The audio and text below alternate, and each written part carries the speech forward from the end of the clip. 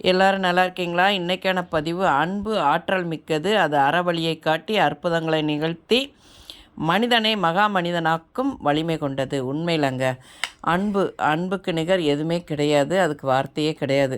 அதாவது பார்த்திங்கன்னா உலக மொழிகள்லையே உன்னதமான ஒரு வார்த்தை எதுனா அன்பு ஒன்று தாங்க. ஒரு மனிதன் வாழ்க்கையில் உயர்ந்த இடத்தை அடைகிறான் அப்படின்னா அவனுக்கு உயர்வும் மதிப்பும் எதனால் கிடைக்கும் தெரியுமா? அவன் அன்பினால் தான் அவனை சீர்தூக்கு அது விடும். பார்த்துக்கோங்க. நிறைய வேதங்களும் மதங்களும் கூட மக்களுக்கு போதிக்கும் ஒரே மூல மந்திரம் எது தெரியுமா? அன்பாக இருங்கள், அன்பாக இருங்கள். அன்பு ஒன்று தாங்க. அதே மாதிரி பார்த்திங்கன்னா நம்மளுடைய திருவள்ளுவர் ஐயா திருக்குறளில் பார்த்திங்கன்னா அன்பிற்கு உண்டோ அடைக்கும் தாள் ஆர்வாளர் புன்கண்ணீர் பூசல் தரும்.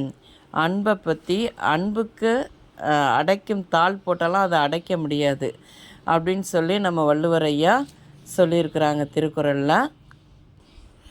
அதே மாதிரி பார்த்திங்கன்னா மெய்நாணம்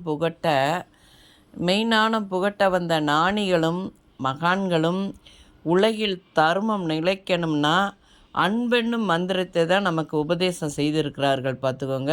பொதுவாக அன்பு கொண்டவர்களை இந்த உலகம் போற்றி வணங்குகிறது. நம்மளும் அன்பாக இருக்கணுங்க. அன்பு ஒன்று தாங்க நிலையானது.